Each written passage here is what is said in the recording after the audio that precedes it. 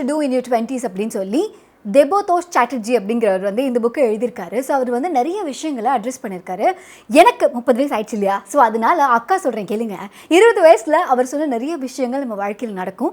And அதுக்கு நம்ம ப்ரிப்பேர்டாக இருக்கோம் அப்படின்னா அதுக்கப்புறம் லைஃப் செம்மையாக இருக்கலாம். ஃபார் எக்ஸாம்பிள் 20 வயசுக்கு முன்னாடி நமக்கு வந்து நம்ம வீட்டில் இருக்கிறவங்கள, நம்ம ஸ்கூலில் இருக்கவங்கள இவங்களாம் தெரியும். ஆனால் அதுக்கப்புறமா நம்ம காலேஜ் போய் ஜாயின் பண்ணதுக்கப்புறம் ஒரு ஃப்ரெண்ட் லிஸ்ட் அப்படிங்கிறது ரொம்ப பெருசாகும். அண்ட் சோஷியலைசேஷன், அதுக்கு முன்னே நம்ம இஷ்டத்துக்கு வீட்டை விட்டுலாம் வெளில போக முடியாது. ஒரு பாயிண்ட்டுக்கு அப்புறம் நம்ம லைஃப்பில் அடுத்தடுத்து ஃப்ரெண்ட்ஸை மீட் பண்ணுறதுக்கு, சோஷியலைஸ் பண்ணுறதுக்கு, ஜாலியாக படத்துக்கு போகிறதுக்கு, ஒரு ட்ரிப்பு பிளான் பண்ணுறதுக்கு அப்படிங்கிற மாதிரி நிறைய முடிவுகளை அழகாக எடுக்க ஆரம்பிப்போம். அதுக்கப்புறமா நம்ம லைஃப்பில் நம்ம என்னவாகணும், இது வரைக்கும் என்னோட பேர் சொல்லி கூப்பிட்டீங்க, இவங்களோட பையன், அவங்களோட பையன், இவங்களோட பொண்ணு இது எல்லாத்தையுமே தாண்டி இப்போது இவங்க என்ன பண்ணுறான் தெரியுமா, அவன் வந்து இந்த இடத்துல ஒர்க் பண்ணுறானா, இந்த கம்பெனியில் அவன் வேலை பார்க்குறேன், அவன் இது செம்மையாக பண்ணுறான் அப்படிங்கிற மாதிரி நமக்கான ஒரு புது ஐடென்டிட்டி கிரியேட் பண்ணக்கூடிய அந்த வயசு தான் அந்த 20 வயசுகள் அப்படின்னு சொல்கிறாங்க. சரி, 20கள் அப்படின்னு அவங்க சொல்கிறாங்க. ஸோ இந்த 20 வயசில் வேறு என்ன விஷயம் நடக்கும், அதுக்கு எப்படி நம்ம ப்ரிப்பேர் ஆகிறது?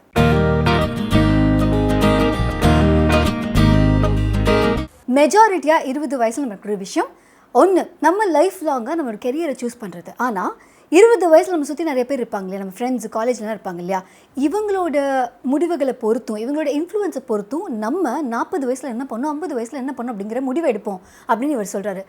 அதாவது நமக்கு 20 வயசில் நிறைய ஃப்ரெண்ட்ஸ் இருப்பாங்க, நம்மளோட ஃபேஸ்புக் ஃப்ரெண்ட்ஸோ இல்லை இன்ஸ்டாகிராம் ஃப்ரெண்ட்ஸோ இல்லை ஜென்ரலாக நம்ம காலேஜில் ஸ்கூலில் நம்ம மீட் பண்ணுற பீப்புள், நமக்குன்னு இருக்கிற அந்த கேங்கு, இந்த கேங்கு வந்து ஒரு 10 வயசு, அதாவது 10 வருஷம் கழித்து பார்த்தோம் அப்படின்னா இந்த 20 பேரில் நம்ம வந்து ஒரு 2 பேர்கிட்டயோ இல்லை 5 பேர்கிட்டயோ தான் நம்ம அதிகமாக பேசுவோம். அதில் ஒரு 2 பேர் தான் நம்ம லைஃப்பில் நம்ம எடுக்கக்கூடிய நிறைய முடிவுகள் நம்ம கூடவே நிற்பாங்க.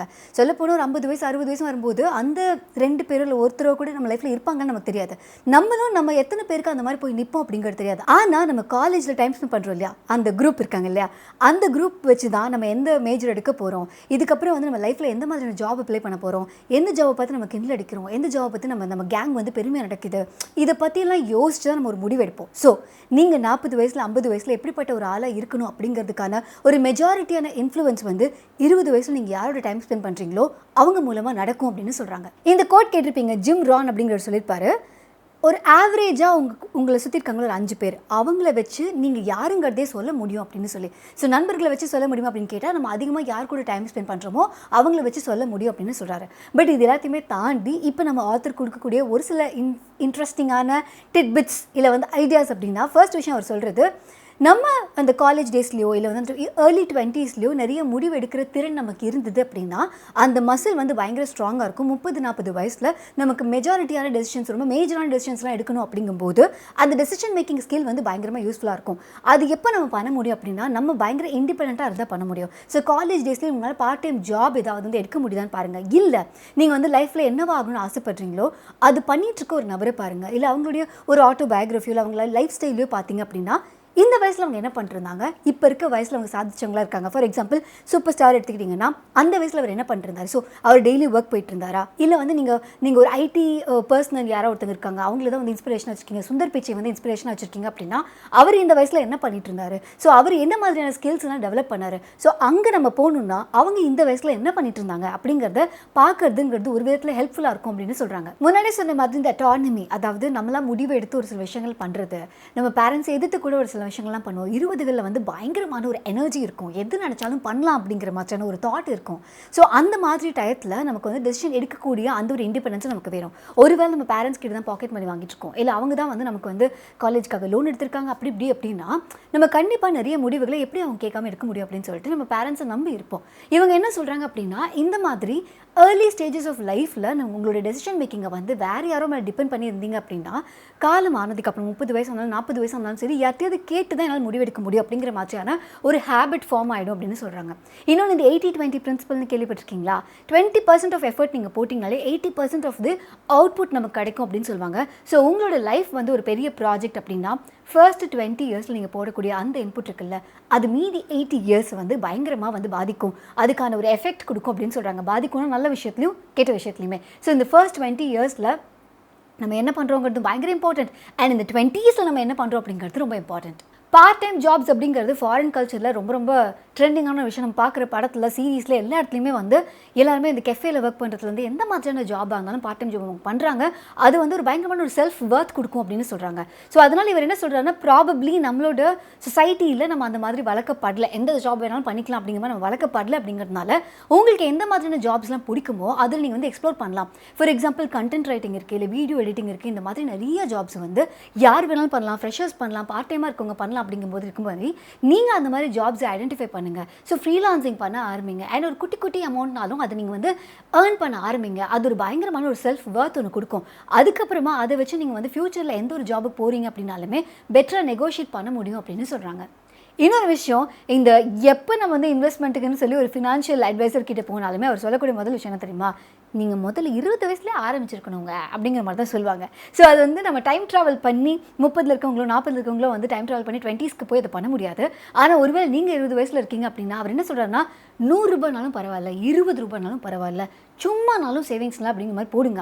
இந்த காலேஜ் டேஸில் இல்லை வந்து இந்த ஒரு 20ஸ்ல வந்து இந்த பியர் குரூப்போட இன்ஃப்ளூயன்ஸ் ஜாஸ்தியாக இருக்குது. அப்படிங்கும்போது இப்போ இருக்கிற ட்ரெண்டுக்கு ஏற்ற மாதிரி ட்ரெஸ் பண்ணுவோம், இப்போ இருக்கிற ட்ரெண்டுக்கு ஏற்ற மாதிரி ஃபோனோ அந்த மாதிரி கேஜெட்ஸோ எல்லாமே வச்சுக்கணும் நம்ம ஆசைப்படுவோம். ஆனால் அந்த ட்ரெண்டுக்காக நீங்கள் ஸ்பெண்ட் பண்ணுறது ஒரு பக்கம் சாட்டிஸ்ஃபேக்ஷன் இருக்கட்டும். ஆனால் குட்டியூண்டு அமௌண்ட் அது வந்து நீங்கள் வந்து சேவ் பண்ண ஆரம்பிங்க. ஏதாவது இடத்துல இன்வெஸ்ட்மெண்ட் பண்ணுங்கள். நீங்கள் பண்ண அந்த காம்பவுண்டிங் அப்படிங்கிற அந்த காம்பவுண்டிங்கிற அந்த மேஜிக்கல் விஷயம் இருக்குல்ல, அது நடக்கும்.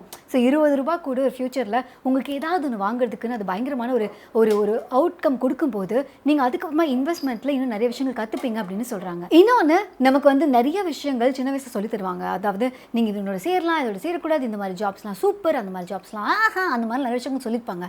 ஆனால் நம்மளுடைய பேரண்ட்ஸ் நம்மக்கிட்ட வந்து நிறைய விஷயத்த இம்பார்ட்டண்ட்டாக சொல்லாமல் விட்டது என்ன அப்படின்னா நம்மளோட டைம். அதாவது இப்போ இருக்க காலகட்டத்தில் வந்து சேலரி அப்படிங்கிறத தாண்டி அதை வந்து கம்பெனிஸ் எப்படி கால் பண்ணுறாங்க அப்படின்னா காம்பன்சேஷன். எதுக்கு காம்பன்சேட் பண்ணுறாங்க அப்படின்னா, அந்த டைமில் நீங்கள் எக்கச்சக்கமான விஷயங்கள் பண்ணலாம். ஆனால் அந்த டைமில் நீங்கள் வேறு எதுவுமே பண்ணாமல் எனக்காக ஒர்க் பண்ணுறீங்களா, அதுக்கு நான் காம்பன்சேட் பண்ணுற மாதிரி ஒரு காசு தரேன் அப்படிங்கிறது தான். ஸோ இது நீங்கள் 20ஸ்லேருந்தே உங்களோட டைமை வந்து ப்ராப்பராக மேனேஜ் பண்ண கற்றுக்கிட்டீங்க அப்படின்னா அந்த காம்பன்சேஷன் எவ்வளோ உங்களுக்கு தேவைப்படுது அப்படிங்கிறத நீங்கள் பெட்டர் நெகோஷியேட் பண்ண முடியும். ஸோ இவர் என்ன சொல்கிறார் அப்படின்னா, அந்த டைமில் 20 வயசில் வந்து பயங்கரமான எனர்ஜி இருக்கும், பயங்கரமாக நமக்கு நிறைய டைம் இருக்குங்கும் போது அந்த டைமை நீங்கள் எப்படி எஃபிஷியண்ட்டாக யூஸ் பண்ண பழகுறீங்க அப்படிங்கிறது ரொம்ப இம்பார்ட்டன்ட். நமக்கு பெட்டர் டெசிஷன் எடுக்க தெரியாத அந்த ஒரு காலகட்டத்தில், ஆக்சுவலி இன்வெஸ்ட்மெண்ட் பற்றி நமக்கு பெரிய தெரியாத அந்த ஒரு காலகட்டத்தில் நமக்கு வந்து முதல் மாதம் சம்பளம் அப்படின்னு ஒன்று கிடைக்கும்போது ஃபர்ஸ்ட் மந்த் சேலரியில் நான் எங்கள் அம்மாவுக்கு இது பண்ணுறேன், என் ஃபேமிலிக்கு அதை பண்ணுறேன், இல்லை எனக்கு நான் இதை வாங்கிக்க போகிறேன், இதை பண்ணுறேன், அதை பண்ணுறேன்னு பயங்கரமான ஆசைப்படுவோம்ல.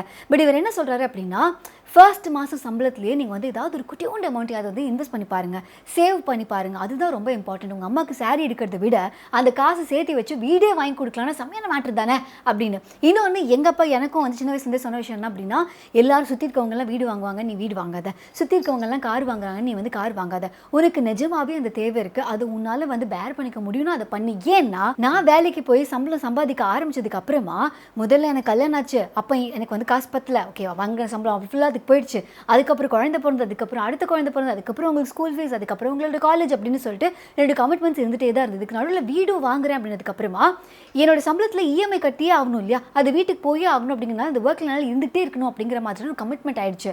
ஸோ அதனால நீங்கள் ஒரு ஜாப்ல இருக்கீங்க அப்படின்னா 25 வயசுல 30 வயசுல நான் வீடு வாங்கணும் அப்படிங்கிற மாதிரி ஒரு கனவு இல்லாமல் நீங்கள் உங்களோட கம்பெனியோட டைப் ஆகாமல் நீங்கள் எந்த அளவுக்கு இண்டிபெண்ட்டாக இருக்கீங்களோ அந்த அளவுக்கு உங்களுக்கு அந்த ஜாப் பிடிக்கல, சாட்டிஸ்ஃபேக்ஷன் இல்லை அப்படின்னா பெட்டராக இன்னொரு ஜாப் உங்களால் ஷிஃப்ட் ஆக முடியும்.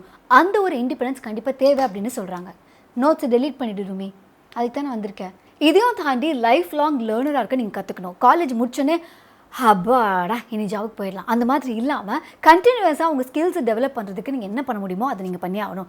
நிறைய ஆப்ஷன்ஸ் இருக்குது. இப்போலாம் ஸ்கில்ஷேர் இருக்குது, யுடமி இருக்குது, அப்புறம் வந்து EDXன்னு சொல்லி ஒன்று பார்த்தேன். இந்த மாதிரி ஆப்ஸ் நிறைய இருக்குது. நமக்கு எந்த மாதிரியான ஸ்கில் வேணும் அப்படிங்கிறது டெவலப் பண்ணிக்கிறதுக்கு.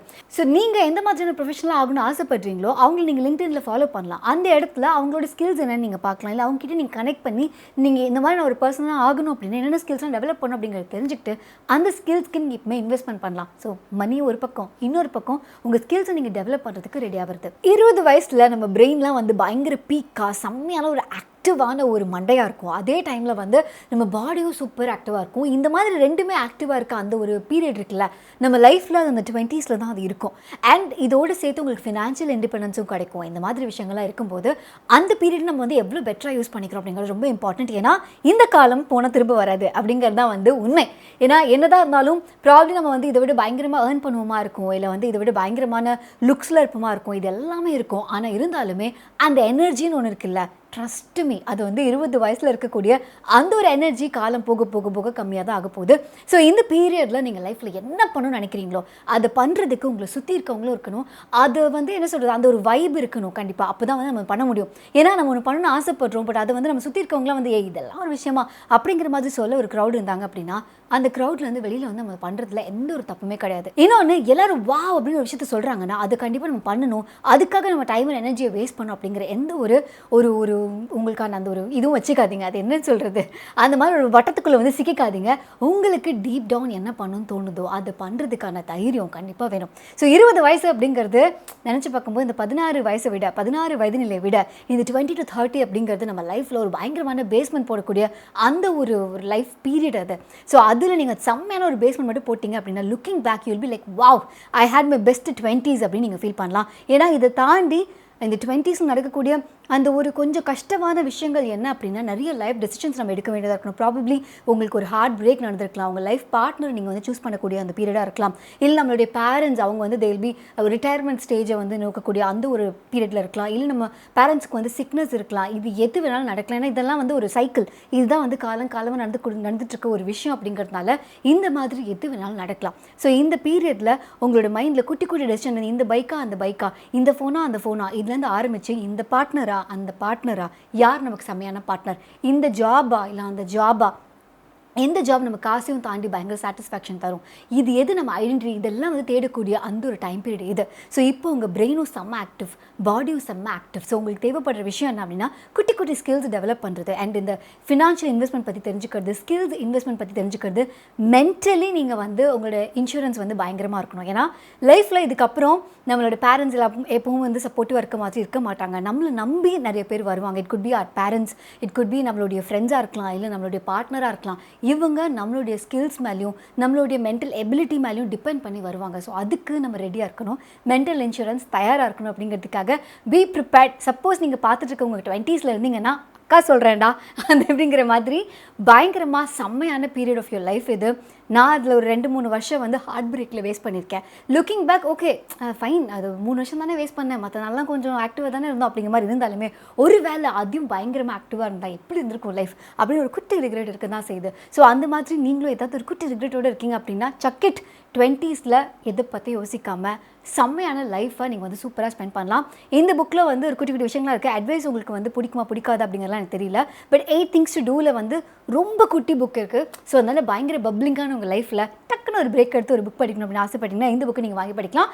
இந்த புக்கான லிங்க் கீழே இருக்குது, நீங்கள் அதை வாங்கி படிச்சுக்கலாம். ரோல் மாடல்ஸ் பற்றி சொன்னேன்ல, ஸோ உங்கள் ரோல் மாடல் என்ன பண்ணியிருப்பாங்க இந்த வயசில் அப்படின்லாம் நீங்கள் யோசிக்கணும் அப்படின்னு சொல்லியிருந்தேன்.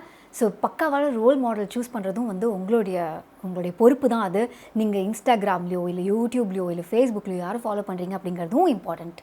ஆர்ஜே அனந்தி ஆகிய என்ன நீங்கள் ஃபேஸ்புக் இன்ஸ்டாகிராம் ட்விட்டர் நீங்கள் ஃபாலோ பண்ணலாம். அதே மாதிரியே த புக் ஷோவையும் ஃபேஸ்புக் இன்ஸ்டாகிராம் ட்விட்டர் நீங்கள் ஃபாலோ பண்ணலாம். அண்ட் இந்த புக் ஷோடைய பாட்காஸ்ட்லாம் வந்து நீங்கள் ஆடியோ மட்டும் கேட்டால் போதும். அதாவது இத்தனை விஷயத்தை நான் ஏன் உட்காந்து பார்க்கணும், I am very busy in my 20s அப்படின்னு நீங்கள் ஃபீல் பண்ணீங்க அப்படின்னா த புக் ஷோடைய பாட்காஸ்ட் எக்ஸ்க்ளூசிவாக ஸ்பாட்டிஃபைல கிடைக்கும். அதுக்கான லிங்க்கும் கீழே இருக்குது, நீங்கள் கேட்கலாம். இதே மாதிரி அவரும் இந்த புக்கில் வந்து எண்டில் வந்து நிறைய புக் ரெக்கமெண்டேஷன்ஸ் கொடுத்துருக்காரு.